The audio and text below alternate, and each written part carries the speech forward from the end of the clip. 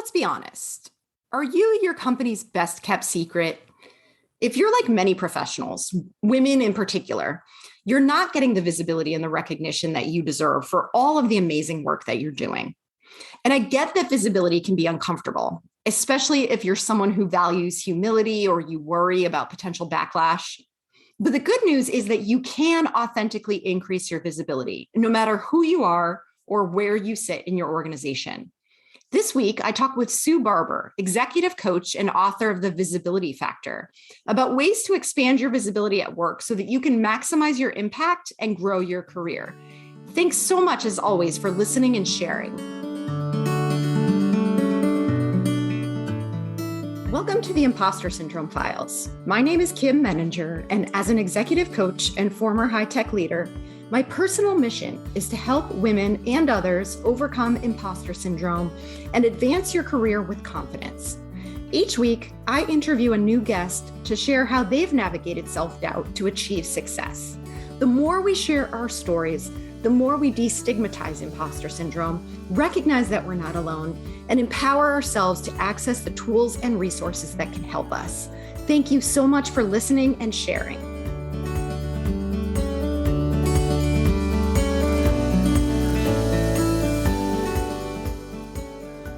Welcome, Sue. I'm so excited to have this conversation. You and I have been chatting before we hit record, so can't wait to jump in and let everyone in on our conversation. Before we do that, I would love to invite you to introduce yourself. Well, thank you for having me. Yes, we decided maybe we should share with the audience all these things that we've been already talking about. So hi, I'm M Barber. I live in the Chicago area, and I am an executive coach. I am a consultant. I do a lot of different things with companies and also do one-on-one coaching with people, mostly around visibility and leadership and authenticity. I want people to understand that being visible isn't as hard as they may think. And it was definitely my own story. I had to learn these lessons for myself. I was the person who was the imposter, sitting in the back of the room in meetings and not speaking up and thinking that everybody else in the room was smarter than I was, or that they knew more or had more experience. And now looking back on it, I can see that that wasn't true, but at that moment, that's what it felt like. And I luckily had a mentor who helped me realize that I wasn't being visible enough. And it set me on this journey of figuring out how to be visible in an authentic way for me. And because of that, I was able to help my team. And now as a coach, help other people who are clients or in groups, help them learn how to be visible. My career at Kraft Heinz, formerly Kraft Foods, Kraft Inc., whatever you want to call it. I was there for 26 years. And so I had a lot of experience in sales and supply chain and IT, but I hadn't learned this lesson. There's no class that talks about visibility. And so I took every other leadership class and every other leadership opportunity, but that wasn't one that I had. And so I had to create one for myself. And that's what led me to write the Visibility Factor book. And now I have the Visibility Factor podcast because I want to try to help as many people as possible not struggle the way that I did with visibility. I'm so inspired by that mission because visibility is something I often joke that it has such an ick factor for so many women Yes. in particular. And so, I'm really interested in hearing more about your story because you mentioned feeling like an imposter. You also mentioned having a mentor. When you were in the moment, let's just imagine that before your mentor intervened, did you see it as a problem? Did you know you didn't have visibility? Like what did it feel like at that point? So I walked into a one-on-one with her, and she was someone who climbed the ladder, was very direct as a person, but had always been very helpful to me and given me a lot of good advice. And she was on the executive team, and I thought, I can trust her to help me with things. And we chit-chatted for a moment, and the first thing out of her mouth is, Sue, why are you being invisible? Mm-hmm. And before that moment, in my head and in real life at that moment, I was a top talent. I was part of the head leadership program that they had for the organization. I was one of the founding people they chose for it. I was the person who was supposed to be getting promoted. And now she's telling me I'm not being visible. I'm not doing the right things.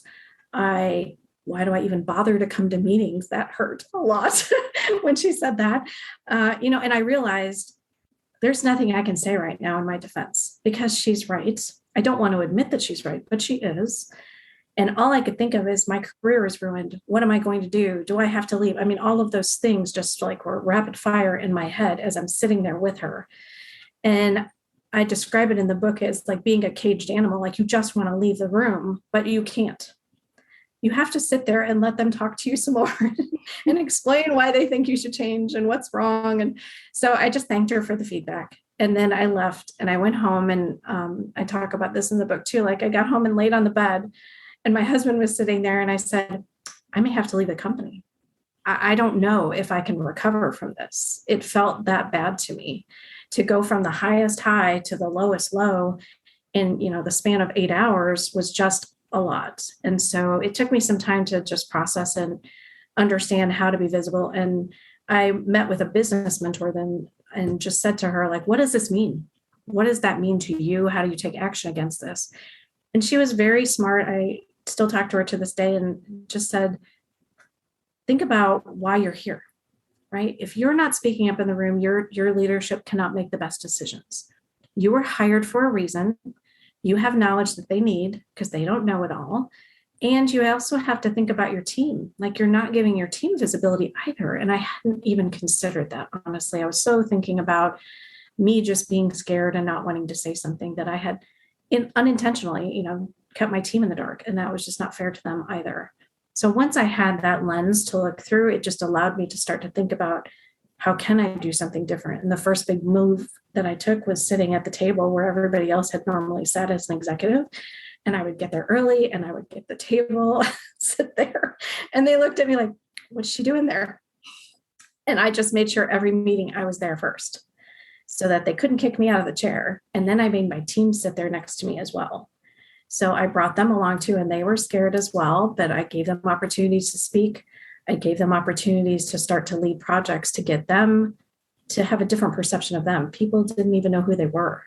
And I had just inherited the team, so I didn't know them that well myself, but I thought this is an opportunity for all of us to start to shine.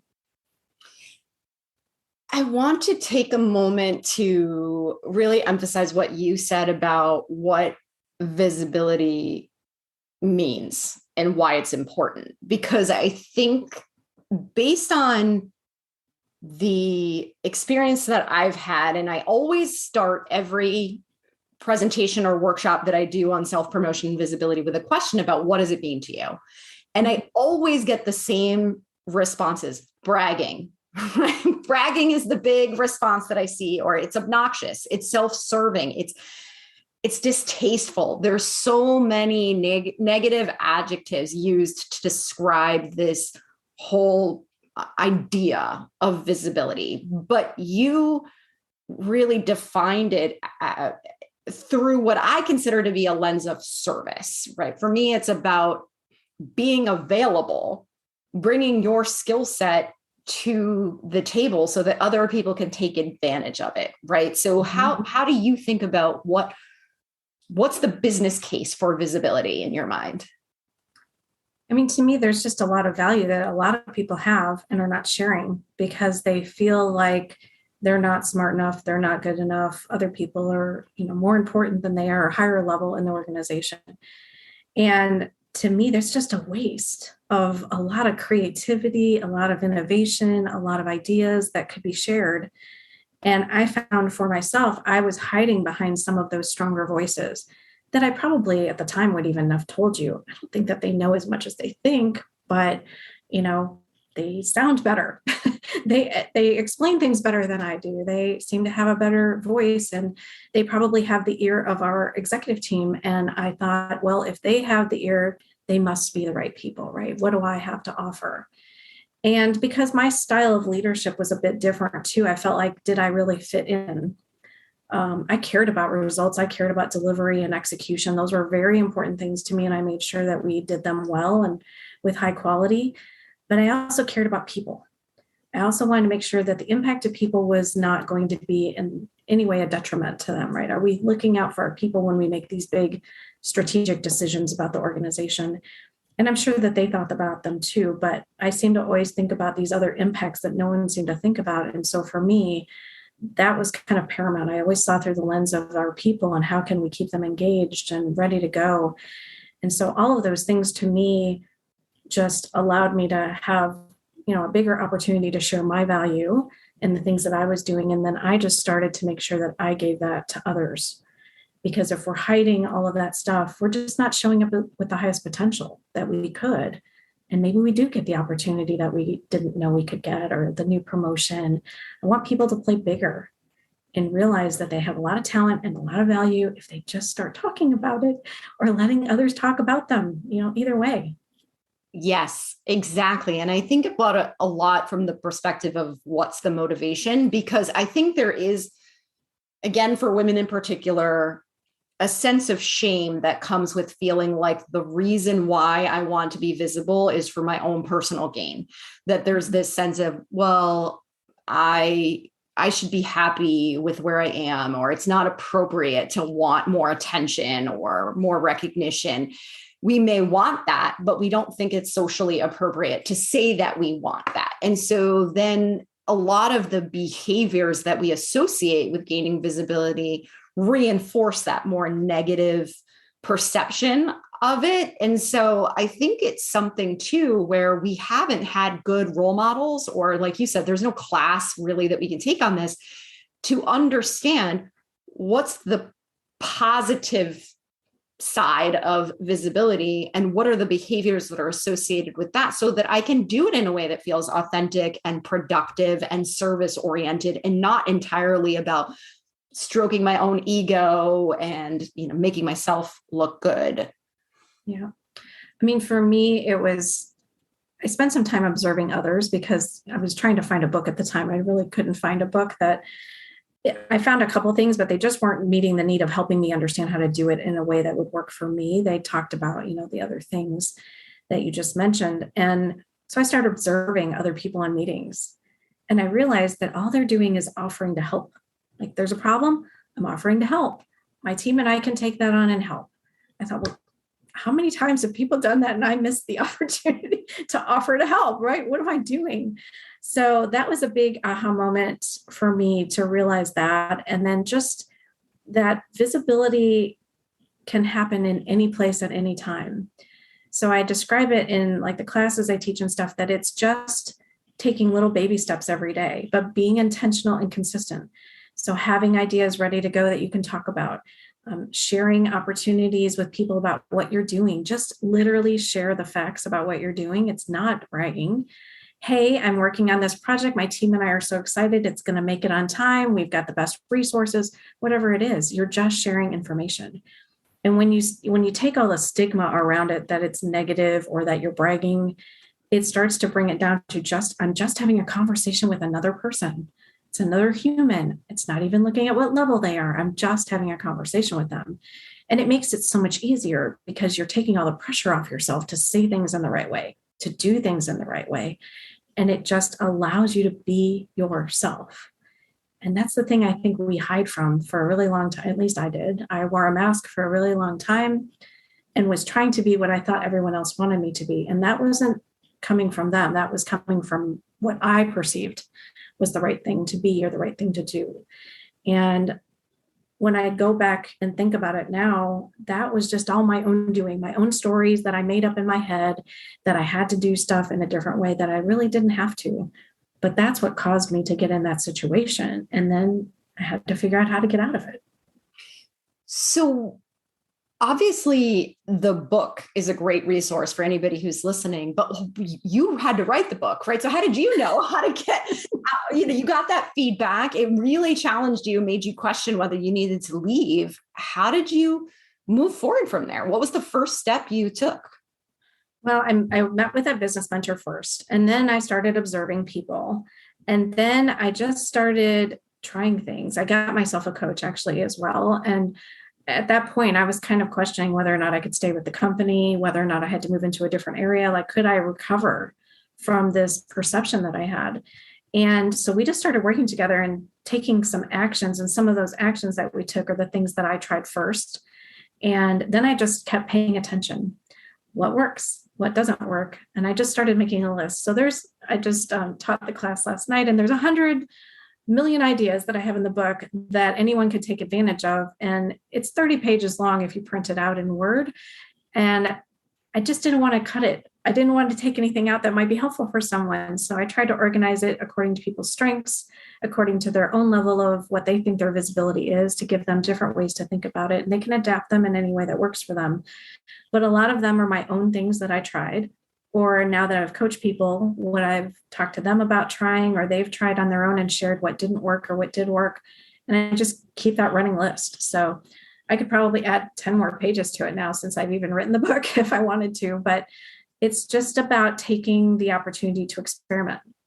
So don't be scared to experiment, try something. Don't give up on it too soon. Give yourself time to try it. But even if it's just asking a question in a meeting where you've never talked, even if it's just having a one-on-one with someone that you've never met with before and just sharing your story and asking them about theirs, it's about kind of the reciprocity of value between two people in those situations. How can you help them? How can they maybe help you? And the more I just recognized that there's easy ways to do this, and I wanted to share that so people didn't think it was this big mountain to climb. It's a very, very small step you just have to take every day. Do something different than you've done. Because if you don't do it consistently, people will think it's a one-off. Like, oh, she did something different today, but I haven't seen anything else from her. Okay, well, then you're not being consistent. And they need to see it consistently. And then they'll start to change a perception that they won't even realize is happening for them. They'll start to treat you differently. They'll start to include you in things. They'll start to ask for your opinion or a recommendation. And then pretty soon, like, you're just the person that you wanted to be. And it doesn't take forever to do this, but I don't want to, mislead people and think, okay, you can just do one thing and you're done. It's a process that you have to spend and take some time to work on. I love that you offer a variety of strategies too, because I do think that it's really important to find ways of doing this that feel in alignment with your core values and who you are, because it's one thing, I often say that it's one thing to be uncomfortable because you're stepping outside of that comfort zone. It's another thing to feel like you have to be someone that you're not in order to engage in some of these behaviors. And the fact that you share a number of them suggests that there is enough variety that everyone can find something within that assortment. I sure hope so. If they can't find something, I wish they would please write me and let me know, because I'll come up with something else then, because there's 12 different categories of ideas. There's different levels. You should be able to find something that works, or even you may have an idea for yourself that you've just wanted to try, or what you've seen someone else do that you can adapt in a way that works for you. Any of those ideas work. It doesn't have to come from my book, but it's what works for you and what feels, like you said, slightly uncomfortable, but not so uncomfortable that it feels false. Yes. And I think the value that you and I really share around this conversation is the how can I help piece? Because I think that for a couple of reasons. Number one is when it feels like we're doing something in service of others, we are so much less focused on our own inner critic. We're more confident. If we think I'm bringing my gifts and talents to something bigger than myself, we're just showing up more powerfully. But also, we worry less about the potential backlash. Like you said earlier, right? If I'm sharing information, if I were to go to a colleague and say, hey, I want to let you know about this project that I'm working on and would love to see it if I can bring you into it, right? Like, let's collaborate, or maybe we can help you in some way. No one's going to say, wow, look at her brag. Right? It's not coming from that place. And so there's so much more freedom than we think there is to be able to simply make people aware of, hey, this is what I'm working on. This is how I can contribute to whatever it is that you're trying to do. And in the act of doing that, like you said, people start to become aware of, oh, she could be useful over here. We could really use someone with her skill set over there. And it organically develops. Right. Plus, you also get to show a different side of your leadership. I think if you are in a role and you're doing something for a long period of time, they've already seen what you can do, right? The things that you're capable of doing. But if you step out of that and you do something else, like even I led our women's ERG group, our employee resource group at Kraft. And that gave me an opportunity to be in front of not only my own department, but the entire organization. And so that showed a different side of me. Or I would volunteer for something else that we were doing within our organization around charities, something like that. So you have opportunities. There are always, I promise you, problems, gaps, issues that no one else wants to tackle, that if you step up to the plate and take some ownership of those and drive change, it gets you noticed. And there are a lot of people who want nothing to do with those things. Like, so that's somebody else's problem. Let them deal with it. I don't have time. But if you're the one who says, you know what, I don't have time either, but I think it's worth figuring out how to fix that problem so that it makes us more productive or solves a problem for someone else, you're going to get recognized for it. But I want you to talk about it. Don't just do it. Don't just do it and not say anything. Let people know that you've done it. Make sure that people are aware of it. And I think some people see that as, well, I don't want to take the credit. It's not about the credit. It's just you recognized a problem, you solved the problem, and you fixed it, and you want to make sure someone knows about it. Think about it that way. Because the more you're doing that, the more you're getting recognized for being that problem who maybe, or being that person who maybe goes in and solves a turnaround situation where it's not doing well, or the person who comes into a project that's failing and is able to turn it around and make it successful. You have opportunities every single day if you just pay attention and see where you can step in and take that opportunity to do something. Well, and you said something important there too, when you said pay attention, because I do think that's a really important part of this. And you had mentioned people listening for what's the problem and then saying, I can help with that. And if we're not present, if we're distracted or we're listening to our inner critic instead of engaging in the conversation, or, we're multitasking, something else is going on, we're going to miss the subtleties. We're not going to be tuning in the same way that we can actually hear those opportunities come up. So I think that's a really important piece too, is to be intentional about how we show up in the conversations that we're part of. Absolutely. Yeah. Makes such a difference. I want to ask you a question too, just because I'm curious what your perspective might be on this, but I get this question a lot too, is, well, what if my manager is insecure about my own visibility, right? Mm-hmm. How do I handle working for a manager who feels threatened by my visibility? Yeah.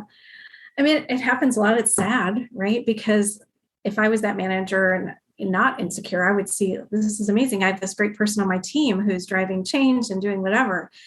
There's unfortunately a lot of insecure managers, which creates almost like a toxic workplace to work in. It makes it really difficult for people to work under them and feel like they can be successful.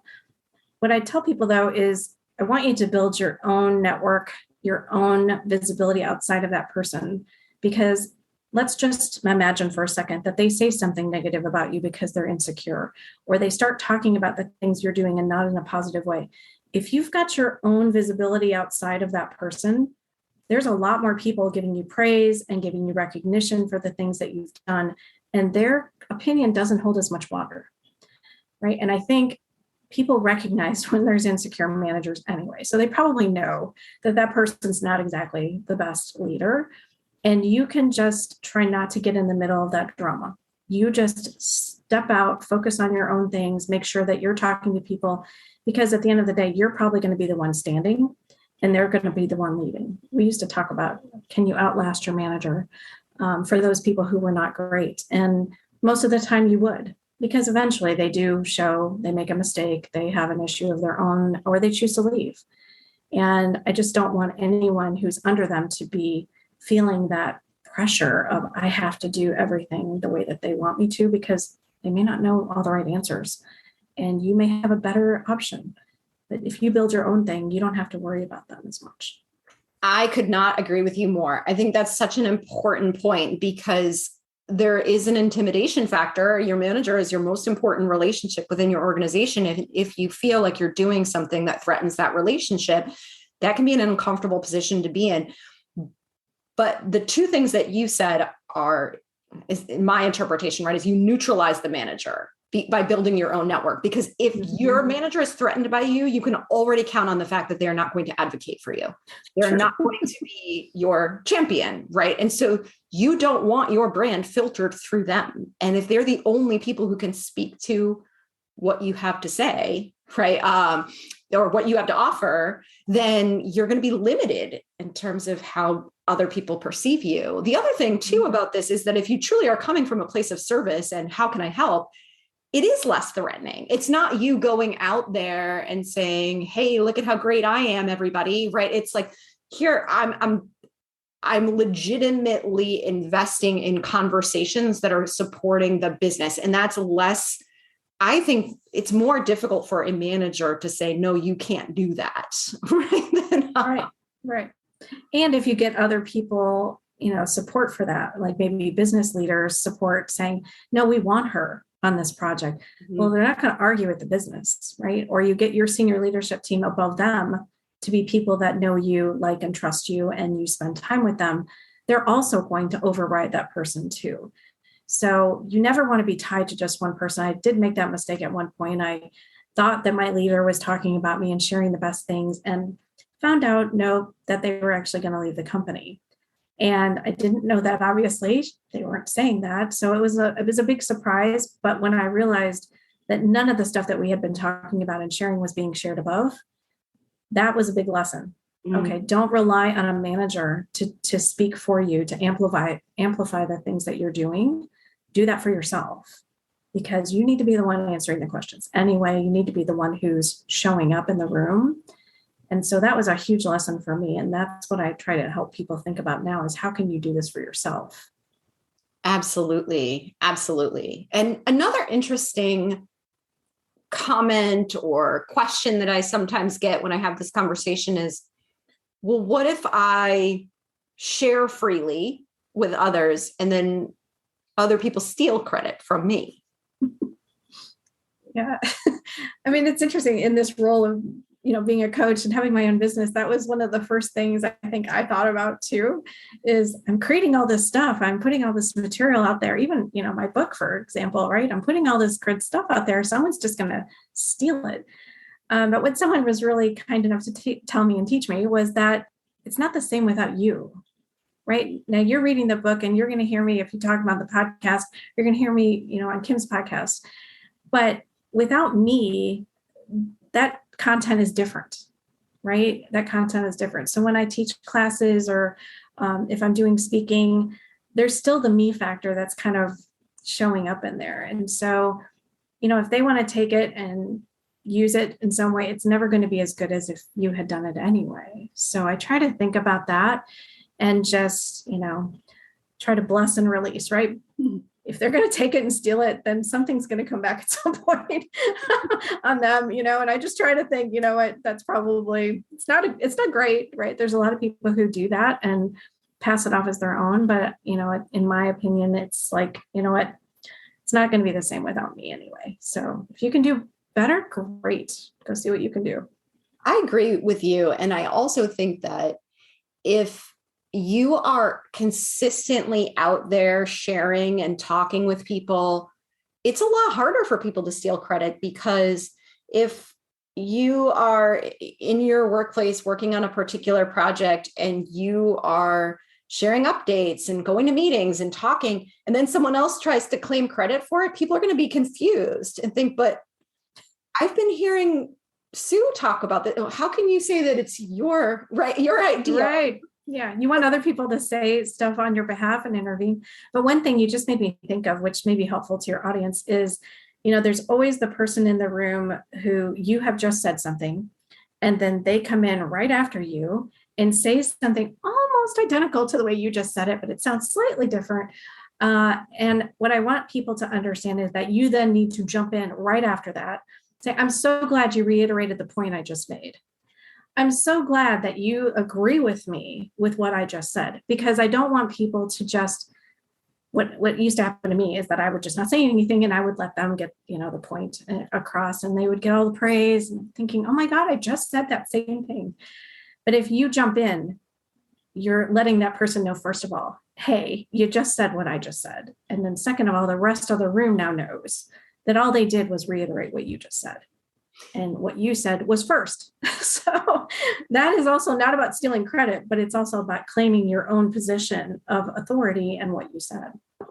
Absolutely. I think that's really important. And I will say that it's important to do that for yourself, but it's also an opportunity to do that for others. And if we collectively commit to supporting each other in that way, and whether this is an explicit or an implicit contract that you have with your trusted colleagues, but to really call people out on that so that everybody does get the recognition and the visibility that they deserve.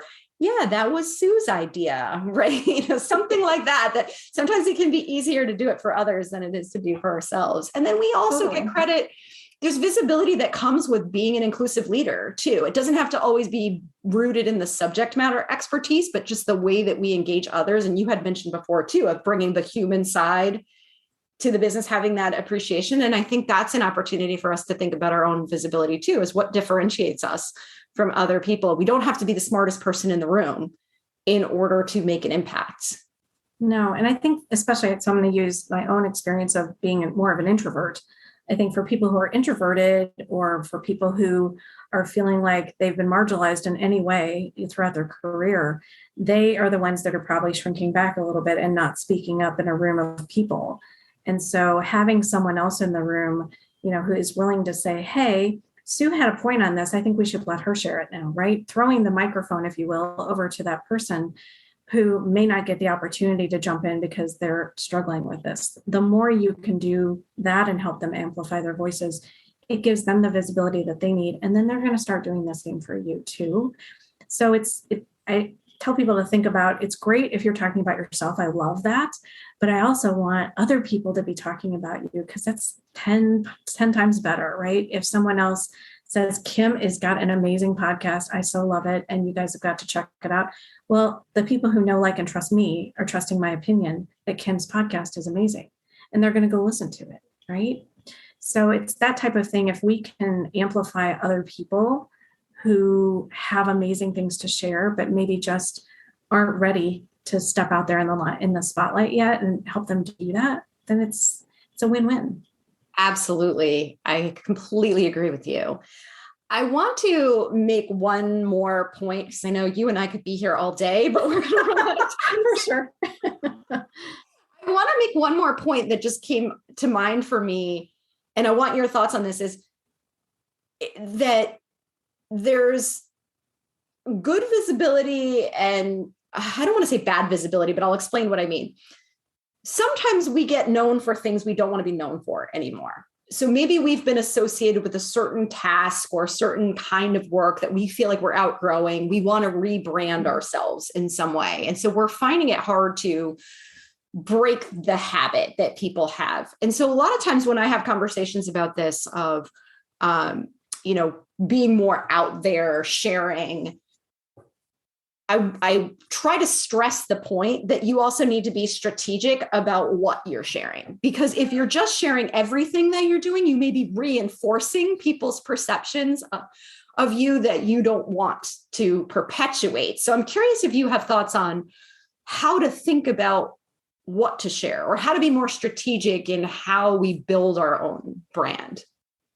I mean, I think that's really the strategic word struck me for sure, is being strategic about what you're sharing, thinking about the things that you need to share with others and preparing for that. So that's what I was talking about. Like, in the world we're in today, you're more remote potentially, but if you're walking down the hall, have some things ready to go that you want to share and focus on those things. Could you share a million things that you're doing? Probably, right? But it's probably not the best use of your time, and the message gets muddled in the middle there. So you want to just highlight the things that are most important, that you want people to think about you. And they may still call on you for the old things that you're doing, but maybe those are things that now you could delegate to someone else and give them the opportunity to do instead. And you're not known for that anymore. You're highlighting someone else who's going to be known for that. So it's just trying to find ways to elevate yourself and the things that you're doing and the value that you provide, so that people continue to see the things that you want them to see. So you're basically curating your right. Exactly. Curating your brand, which is really powerful, especially for people who've been in the same company for a long time and feel like it's been hard to break out of a certain mold. Or if you haven't engaged in any of these behaviors before, this is a perfect opportunity to think about, what do you want to be known for, right? what do you want people to associate with you, and then to be really thoughtful about how you make that connection. Yeah, it's really easy when you're going to a new company, right? Because you're starting from scratch. No one knows you. You've got a clean slate. But even for those people, what I talk to them about is where do you think you wanted to do something different? If you could change, like the world that you're in right now and have people see you differently, what do you want that to look like? And then whatever that is, let's take that to the new company then and show up that way from day one. So start talking about the things. If you want to be bold, if you want to be visible, if you want to be an influencer, start showing up that way from day one so they see that.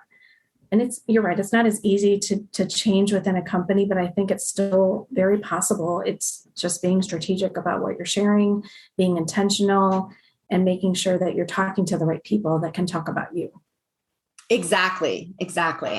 Yeah, well, this has been such an amazing conversation, Sue, and I want to make sure everybody knows more about where to find you, where to find the book, and we'll make sure that that's all linked in the show notes as well. But where can we find you? So you can go to my website, which is susanmbarber.com. Someone already had Susan Barber, so I had to put my middle initial in there. So susanmbarber.com, there's a page about the podcast. There's a page about the book. You can link in with me on LinkedIn. So it's also Susan M. Barber there. So I'd love to link in, connect with people. I found that there are so many people struggling with this, and I want to just help as many people as possible move past this challenge and realize that it's far simpler than you think. And it's just these little steps every day and taking those opportunities for visibility with whoever you're talking to. Well, thank you so much. This is very inspiring. I really enjoyed the conversation, and I hope everybody will check it out. Thanks so much, Kim. Thank you. Thank you for listening to the Impostor Syndrome Files. If you're listening to this, chances are you struggle with imposter syndrome or other confidence issues too. Please know that you are in great company. As an executive coach and former high-tech leader, I spent years battling imposter syndrome. There were times in my corporate life when I was absolutely sure that this was the moment that everyone would figure out that I didn't belong in the room. But it never happened. And through the years, with the help of research, coaching, and other resources, I've learned to help myself and others overcome self-doubt and advance our careers with strength and confidence. If you'd like to continue this conversation, please join my Leading Women Facebook group, where women of diverse roles, levels, and backgrounds come together to ask questions, share challenges, and support one another in a safe, trusted space that's difficult to find in the workplace. Check out the link in the show notes for more information on how to find us. And please join us again next week for another episode of the Impostor Syndrome Files.